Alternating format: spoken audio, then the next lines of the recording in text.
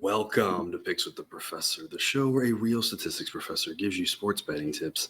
I am your host, Professor Sides. For the latest updates, information, and updates, you can follow me on Twitter at Professor Sides. This Major League Baseball episode covers every game scheduled to be played on Tuesday, October 4th, 2022. In case you're new here, I built a mathematical model for win probability using hitter and pitcher projections I've created in order to make one money line or run line pick on every game that's played 7 days a week, though there are no Sunday shows.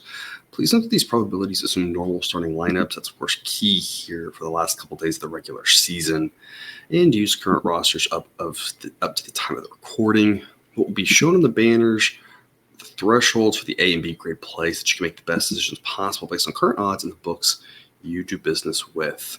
The goals for this episode: share key information about today's games, give you a few things to think on, and explain why certain plays are being made in order for you to come up with picks that you are comfortable with. I never recommend blindly tailing or fading any pick, but rather hear the justifications and thought processes to make sure you're fully on board with me or against me before investing your hard-earned money. So I like to say, take what you like and leave the rest. As you go through my plays, remember that there are no locks in gambling, so I'll give you our loves, likes, and leans. It is A, B, and C grades to indicate my confidence level with respect to scaling wagers.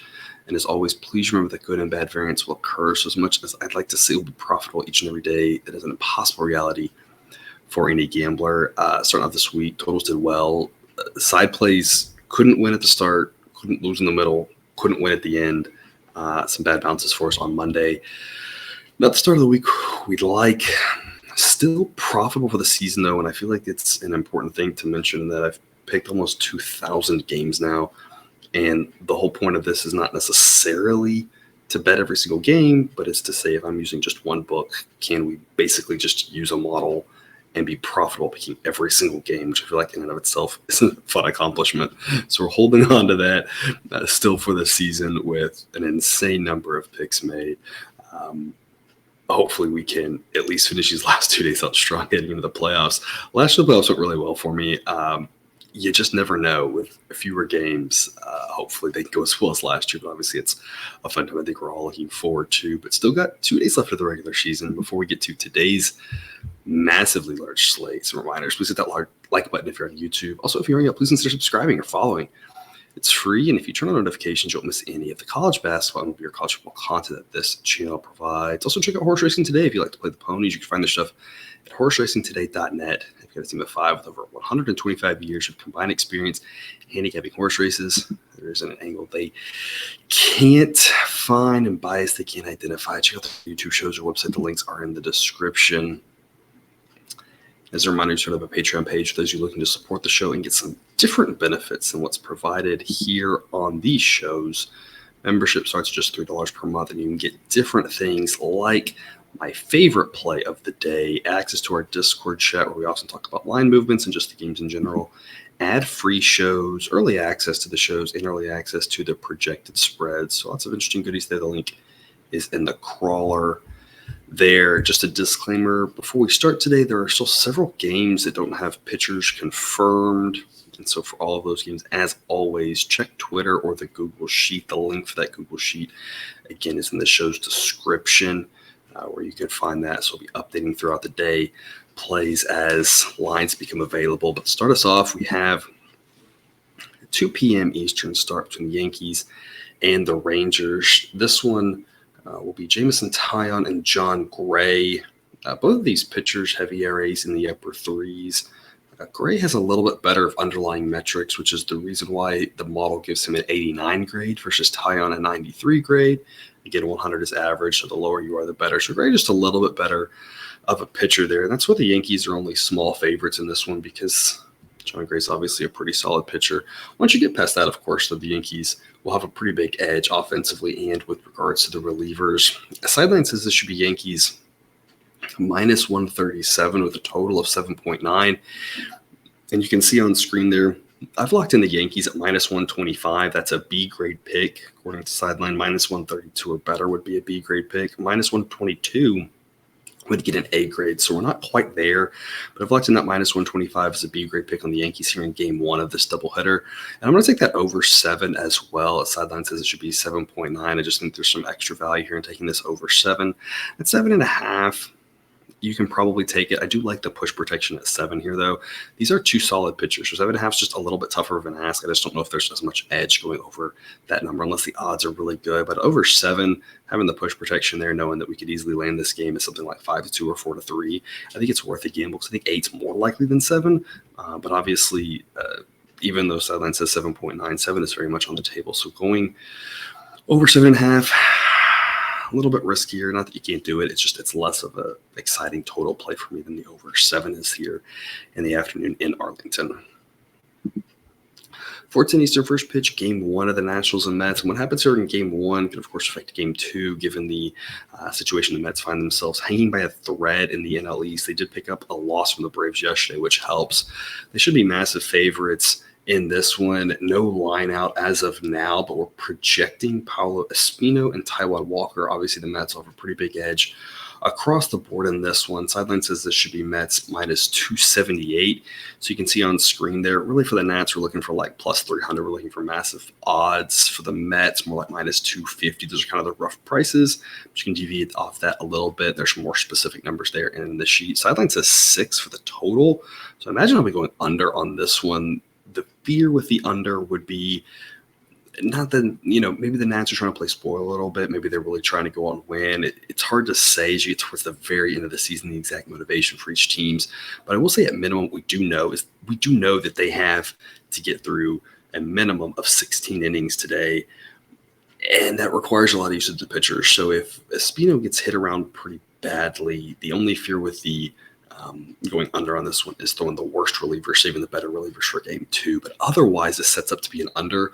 Otherwise, we're talking about mid-50s throughout the entirety of this game, and winds blowing in at stronger than 15 miles an hour for the entirety of this game.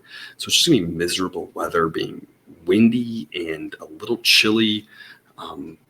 A little bit of rain in the forecast. It probably shouldn't affect things too much. It looks like it might be light enough they can play through it, but it's just not going to be fun hitting weather. So like I said, for now, I'd go under 6.5. I'd love under 7. Again, you have that fear of what's going to happen with the Nats' choice of pitchers after Espino comes out of this one, but otherwise it sets up to be an under no matter who's pitching. So it's going to be hard to score runs in these conditions. Again, that's assuming those two pitchers. If something changes with that, we'll readjust, and I'll run the model again with the new information we have when we get it. 6:10 Eastern first pitch, Royals at the Guardians. This is one of the few picks that I was able to lock in last night. I locked in the Guardians at minus 185 with the B grade pick, but that number has since dropped this morning into the mid minus 170s where it would get an A grade selection. So I've already added that third unit to this pick. So that'll be reflected shortly in the sheet there. But this is kind of the reason why I put this information out there. If you can still get in the minus 170s, it's an A grade pick on the Guardians. Anything in the minus 180s is a B grade pick. And again, right now, even though I locked in the B grade pick last night, this morning the price actually got a little more advantageous to us. I've locked in the Guardians. Guardians losing a heartbreaker for us in extra innings on Monday. That doesn't really affect how we feel about Tuesday, though. They're still a much better team. They're not necessarily fighting for anything specifically, but it is always nice for teams to go into the playoffs on a high streak, whether that means anything or not. That's what they like to do. So I do assume they're going to go out there and try to win. They've got the much better starting pitcher here in Cal Quantrill versus Daniel Lynch. The advanced metrics don't like him that much more, but the results this year have been drastically different between these two pitchers to the tune of about a 1.5 per 9 run differential. Quantrill's pitched really well for the back half of the season, pitched really well at home. He's potentially a guy who's just going to slightly outperform his peripherals. Who knows if that keeps going, but he just had such a good season. It's hard not to back a guy like that, especially given the fact that the Guardians have edges, of course, behind him with the relievers and on offense. We've liked the Guardians most of the year. They let us down on Monday, but that shouldn't change the fact that they hopefully made you a lot of money over the last couple of months. So again, I'm going to back them. Locked in the mid minus 180s as a B grade yesterday, but up that to an A grade with the minus 170s. Hopefully you can get a price in the minus 170s because that's a pick I really like. And I also locked in the under 7.5 last night. Sideline says this should be 6.9. I think 7's the right number for this game. It could land exactly on 7, so knowing that we win with the under 7.5 makes a lot of sense, as I don't expect a ton of runs in this one. Even last night, getting to having 3 runs in extra innings, we still only got to 7 runs. And I see a similar setup here tonight for this one. We're talking about around 60 degrees for most of this game, so the ball's not going to really be flying. And the winds will be blowing in around 5 miles an hour, maybe a little bit stronger even at the start. So it should be setting up again for another lower scoring game. The Royals more of an over team at home, but when they get away from the hitter-friendly confines of Kauffman Field, it doesn't go as well for them offensively. And facing a guy like Quantrill, I expect a low-scoring game here. 6:10 Eastern, first pitch for game one of a doubleheader for the Tigers and the Mariners. This is one that I locked in last night, but we flipped the pitchers, so your wager last night should have been canceled. Again, I always talk about anytime you're playing a money line, you should have that option when you make your wager to hit either action, selected, listed, or opposing. Opposing is when you want to make sure the other team's pitcher goes. It's if you're specifically fading a key guy. That's kind of rare that would happen. Action is you just want it no matter what happens. And we want to hit action when we are in a bullpen game or when the pitcher that we're backing we don't think is very good anyway. We don't really care if he gets swapped out. Listed is if you need both pitchers to go. That's also kind of, or we tend to not care as much about the other team's pitcher because it rarely ever gets better. But the one that we usually want to pick is selected. And that's what I always recommend if we have a pitcher that we think has a pulse. And so the Mariners, we're going to start Marco Gonzalez, who isn't great, but is at least solid. Continues to outperform all season long. And once he was scratched from this one, that should have been refunded. The price gets a little bit better as now the Mariners are starting Chris Flexen. It's still an A-grade play because the price has dropped enough. My number has dropped on them as well, but that price right now is minus 152. And according to Sideline, it's an A-grade as long as you're really in the minus 150s, as you can see on screen there. As you can see, there's no total information on the screen. It's because I'm passing the total. Sideline says the total should be 7.5. The actual total is hovering around that 7.5 number. So I don't really think there's a ton of value in this total right now. It'll be Eduardo Rodriguez and Chris Flexen, as I already mentioned with Flexen. A guy who got moved to the bullpen, was having a solid season, but was boosted mainly by pitching in a pitcher-friendly ballpark. Gets a 109 grade rating, so definitely a downgrade from most of how good the Mariners starters are. Eduardo Rodriguez for the Tigers gets a 94 grade, just having a ho-hum solid season, 4.02 ERA. Advanced metrics may be a tiny bit worse than that, just nothing special. Not as good as most of the years he's had in his career, honestly. This is not a bad season for him. Tigers playing really well down the stretch. It's a little bit of concern, but in general, this Mariners team is still better. And again, like I said, I do think they want to go out there and try to win these games to give themselves a better feeling going into the playoffs. So I'm not really concerned about the Mariners just taking these games off. Flexen obviously wants to show that he belongs on the postseason roster, so I think he's going to go out there and give everything he has. I think your reliever's kind of in the same boat for them. So I expect a good effort for the Mariners. I think the price, again, at that minus 152 that I locked in is good enough for an A-grade pick for me in Seattle. Weather-wise, it does look like it'll be a nice day, so I'm predicting the roof to be open, as it should be in the low 70s for this one. So nice day out there in Seattle if you want to go to game one, at least, of this doubleheader. At 6:35 Eastern, first pitch, Cardinals at the Pirates. Weather-wise, we're looking around 60 degrees for most of this one. Winds will be blowing a little bit out, maybe a little across, more out towards the end of the game, but also under 5 miles an hour. So not going to really help things too much. No rain really in the forecast. For Dakota Hudson and JT Brubaker, Pirates actually have an edge here in the starting pitch department. Brubaker's an above-average pitcher I've talked about all season, better than that ERA, and a pretty solid pitcher for the Pirates. Pirates actually have many decent starting pitchers. Their issue, of course, is the relievers are so terrible, and the offense still can't even quite get to league average. Obviously, that's not the issue for the Cardinals. Cardinals, not with a full lineup here on Monday. I assume it'll be a full lineup here on Tuesday, but you just never know. That's why I mentioned assume normal starting lineups. That's what the model is taking into account. But, the Cardinals will be playing earlier in the week. They're not quite like the top four teams, which we know three of at this point. We don't necessarily know the fourth. We assume it'll be the Braves. But those teams, a little bit different of a setup. The Cardinals, if they have guys that are banged up, now is really the time to rest them. They don't want to get kind of cold and rested too much going into the playoffs. But if you got an injury, now's the time to sit. So we just don't know exactly what we're going to see from the Cardinals. But assuming it's a normal starting lineup, I think the price is too short. As you can see on there, I've locked in minus 130, and that's an A grade at that price or better. Any higher than that, and it loses its A grade status and drops to a B grade pick for me. But I like the Cardinals at this price. I don't really love Dakota Hudson, and again, I do think JT Brubaker is a slightly better pitcher, but the difference between Brubaker and Hudson is smaller than the difference between the Cardinals offense and the Pirates offense. And so the Cardinals offense will just have a much better edge there, and then once we get past the starting pitchers, the Cardinals have an edge again, given how bad the Pirates relievers are. I think all of that's enough to overcome the home field advantage. Again, Cardinals have nothing to play for other than they're just trying to get ready for the postseason here. And again, I think that means they're going to try to go out there and play. I don't think they're giving up necessarily on that. Tomorrow now with all these teams might be a little bit of a different story. The last game of the season can get really wonky, but I think they're going to go out there and try to win. So I like minus 130 here or better for an A grade pick. Sideline says a total of 7.9, actual total of 7.5. It's a pass for me on the over. I just don't really think it's worth it. I'd go over 7. But 7.5, it's kind of like I mentioned earlier. If Silence is 7.9 and the total 7.5, I have to really think it's a good situation because that's really on the borderline if it's an edge worthy enough to play the total, in my opinion. 6:40 Eastern, first pitch, Cubs at the Cubs. It won't be the Cubs at the Cubs, obviously. It'll be the Cubs at the Reds. As you can see, the little typo there on the banner, trying to rework some of these things and miss that. I'm taking the Cubs on the run line. I'm taking the Cubs on the money line as the official pick, and that banner is just all completely messed up. I'm taking the Cubs on the money line at plus 101. They didn't get it done for us on Monday night, but I think they should be slight favorites here on Tuesday. Sideline says Cubs minus 102. So anything plus odds in the Cubs I think is worth a play. Slight minus odds may be worth a small investment.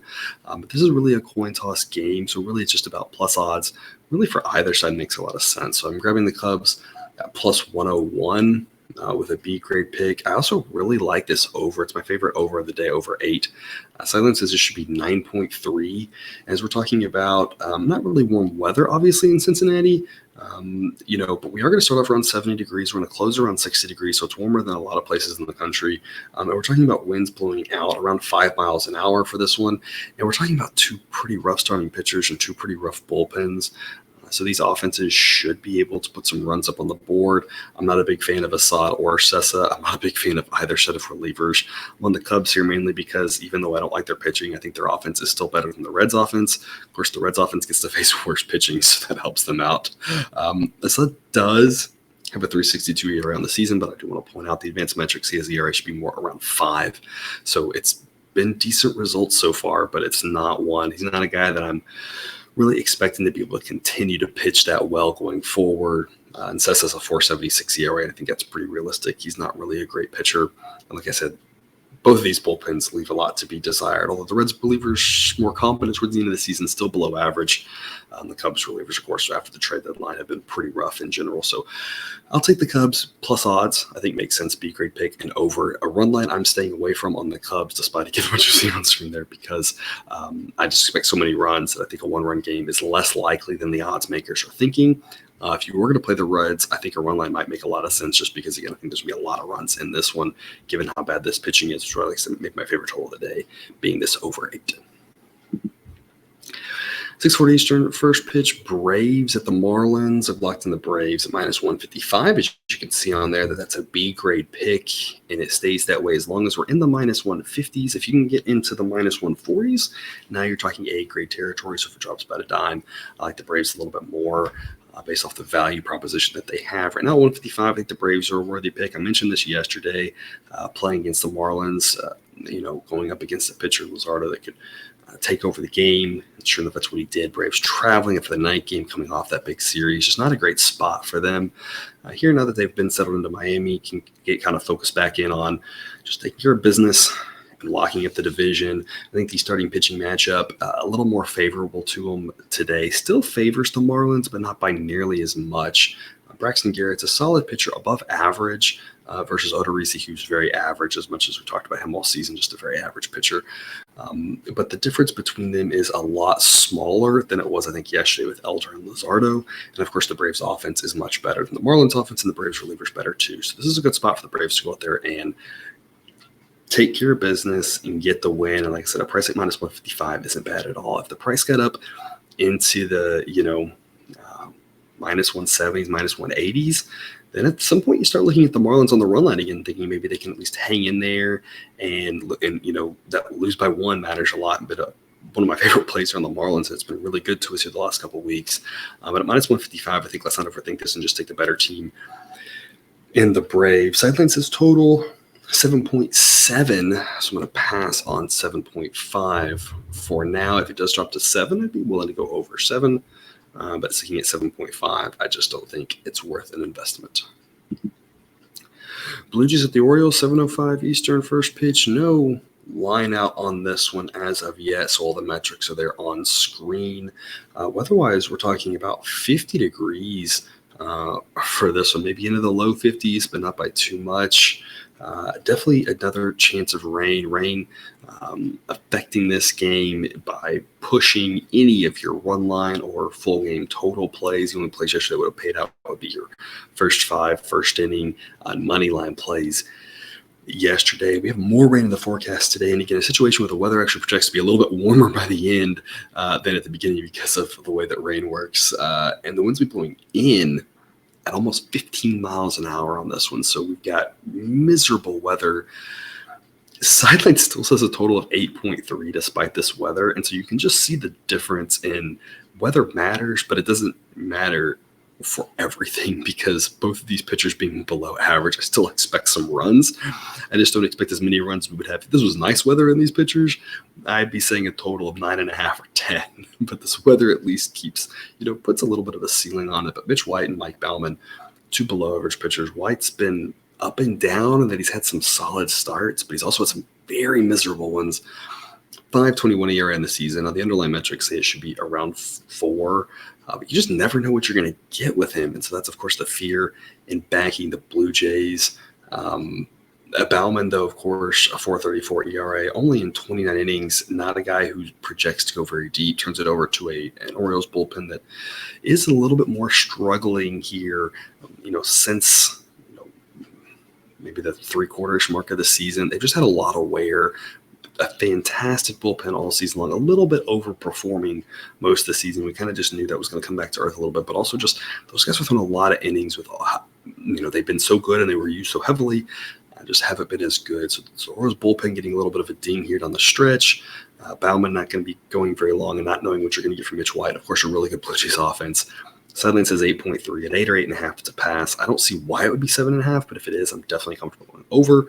And if it's 9, even though these pitchers are terrible, I would still love to go under 9 because this weather is going to make it harder to get to a number like that. But as you can see on there, sideline says Blue Jays minus 128. So anything in the mid minus 120s or better, I'm on the Blue Jays mid minus 1 teens would be an A grade play. And for the Orioles, I'm looking for a price like plus 130, plus 140 or better would be an A grade pick. 7:10 Eastern, first pitch, Rays at the Red Sox. I'm on the Rays here at minus 115. But as you can see on screen, we need minus 106 for a B grade. Thus, this is a C grade pick. If we get up to even money plus odds, we're talking it's A grade territory. But right now, there's not really a lot of advantage in this one, in my opinion, as I think it's priced pretty well. Jeffrey Springs and Nathan Eovaldi, both these pitchers get ratings in the low 90s. Both of them are pretty solid. Eovaldi, maybe a little bit more down this year than years past, but still a reliable pitcher, whereas Jeffrey Springs, on the other hand, has just had a fantastic season. Less reliable with regards to historical data, but having such a great year. So that kind of balances out. I mean, and I think it's a reasonable question to ask, right? Which guy would you rather have? The guy who's having the better year now, but doesn't really have the historical data to back him up, and you never quite know exactly what's real, or would you rather have the guy who historically has been pretty solid, maybe not as good this year, but at least, has such a good track record? And that's kind of what the model is saying, is it's about equal. And so if you, whichever side of that you like, maybe shifts you a little bit more. If you say, I'd just rather have the guys having the better year this year, that makes you probably like the Rays a little bit more than the model does. So it's just something to kind of like shift maybe how you perceive this game according to your view, shifting from what the model views. The model views these two pitchers. Even if you disagree with it, then you can kind of shift and make a slightly different number. And it'll lead you maybe a slightly stronger play on the Rays than I'm making. I just think minus 115 is a little bit too expensive. This Rays team is pretty good, but this Red Sox team still has a lot of talent in Boston. I just don't think it's an easy, the Red Sox have given up, because we've seen that's not necessarily the case with them or with any team. For the most part this season, they have little stretches like that, but there's no team that we've seen so far that's just completely stopped playing for the rest of the season yet. If it hasn't happened yet, it probably is going to happen, right? So we're almost to the end. Sideline says total is 7.4, actual total is 7.5, so it's not worth a total investment for me at this number. Weather-wise, another chilly night up in Boston, and the winds will be blowing in 10 to 15 miles an hour. And so, again, you do have a hitter-friendly ballpark and two decent offenses, but this weather is going to help kind of counteract that. So I think 7.5 is pretty well priced total. Some rain potentially in the area affecting this one, so that's something else to keep an eye on. Not quite as bad as Baltimore, but not an ideal situation. 17 Eastern first pitch Nats at the Mets. This will be game 2. Again, don't know exactly on the starting pitchers, and so that'll potentially affect what we're thinking here. But right now, it looks like Corey Abbott and Carlos Carrasco, obviously big Mets edges in this one. A similar matchup that was projected yesterday, but the Mets, according to the model, are a little bit bigger favorites today, having not coming off playing the night before, as that affects how the model views things. And so in this one, I've got them at Mets minus 346. But the biggest thing here is just not knowing exactly which pitcher is going to go in which game. So just check Twitter and the sheet for that. If I've got the matchups wrong, I'll rerun the model, and we'll have new numbers out on these. But again, Mets should be big favorites in game 2 as game 1. But depending on how game 1 goes, could really affect how game 2 goes based off the Mets' playoff hopes, based off either team's bullpen usage. So just things to keep in mind there. Sidelines has a total of 6.3, so another situation where under probably makes a lot of sense, even under 6.5, as much as I'd love to just rather go under 7. I think under 6.5 might even make sense here, as we're talking about more cold weather with strong winds blowing in and more drizzling rain throughout the whole evening. So again, just miserable hitting weather, and so under makes a lot of sense unless they throw out a total of 6.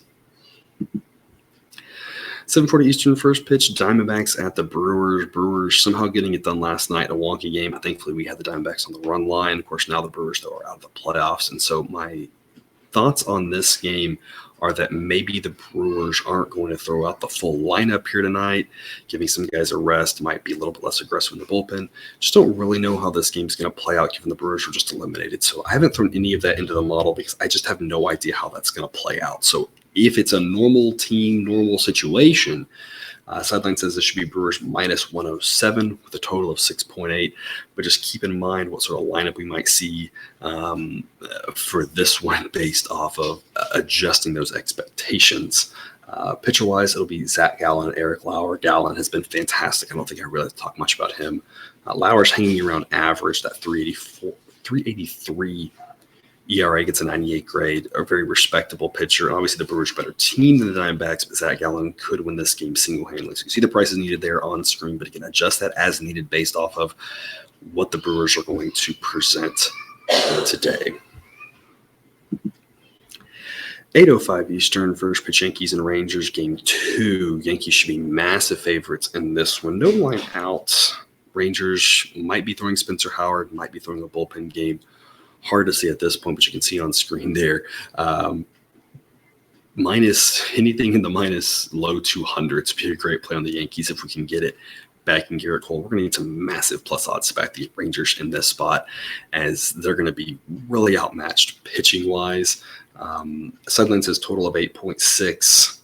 I think the Yankees should be a minus 241 favorite. And I don't want to talk too much about this one. We do think it'll be Cole for the Yankees. We just don't know about the Rangers. But whether it's Spencer Howard or a bullpen game, again, the Yankees should be massive favorites. This is one where I'd probably play the Yankees on the run line rather than those big minus odds, unless maybe it probably starts with a 1. Maybe you take money. That's kind of my cut point.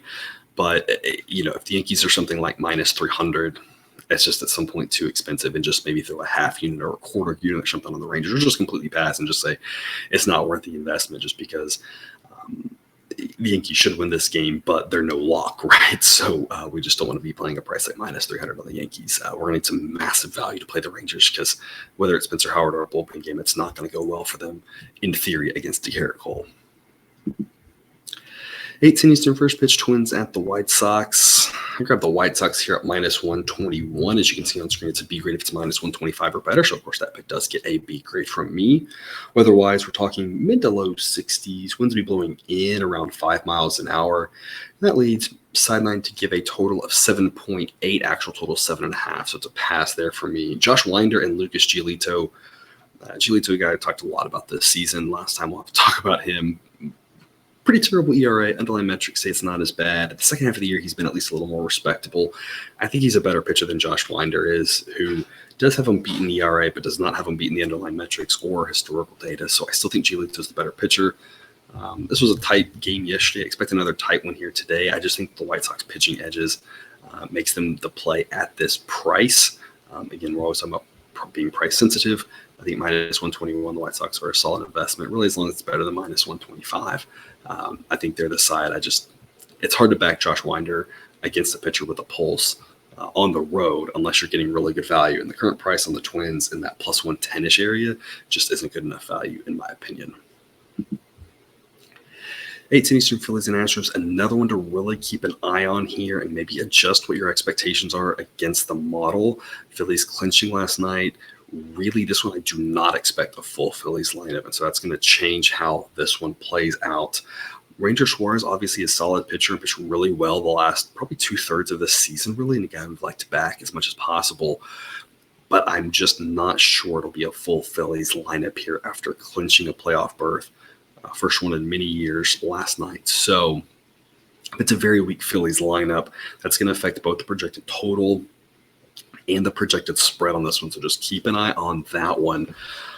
Obviously, Justin Verlander for the Astros won't be looking, to throw 120 pitches, but knowing the Astros won't pitch for a while, he's not going to come out after 60 pitches, right? He's going to throw a normal start, and again, potentially against the weak Phillies lineup.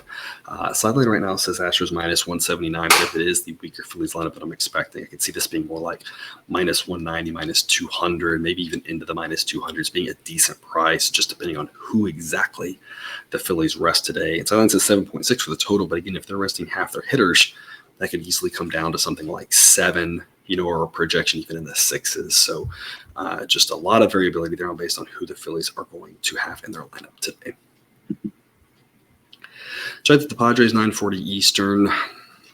No line out on this one yet either. Was going to be another Giants bullpen game. They're down to like 2 starting pitchers at this point, which is why all their games seem to be bullpen games. Instead, now we're projecting Carlos Rodon versus Sean Manaea, a pair of lefties here. Obviously, Rodon a much better pitcher. Manaea, I don't know, getting some time off, helping his arm, getting his velocity up a little bit, maybe making him not as bad. Sure. I mean, the results still haven't been great. I guess they've been better than they were, but I mean, they couldn't really have gotten much worse. So hard to say what you're going to get from him. Obviously, he's a guy who wants to pitch well and show that he deserves to be on that playoff roster. But also, I'm not really sure one start's going to change my mind at this point. If I'm, making those decisions, Manaea's not really a guy that I want prominently involved in a playoff game. You might bring him as a depth guy in case there's a blowout, but otherwise I'm not sure what he can do at this point with the way his season's gone.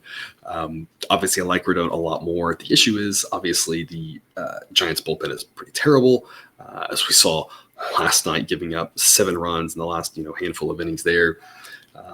And the Padres offense is a lot better. So this is really a coin toss type game in that the advantage that Rodon has over the Padres offense kind of gets mitigated by all of the other things working against him, including obviously the start on the road. So again, a coin toss game, really, plus odds on either side, I think makes a lot of sense. Is kind of the way I'm viewing this one. As plus odds with Rodon, great. Plus odds, with the Padres at home against a mediocre Giants team that really only has one human being on the other side that worries you. Also great. Again, the Giants, of course, being a little left-handed heavy. Of course, Padres do both offenses get a little bit of a ding on this one. Sideline projects total of 7.4.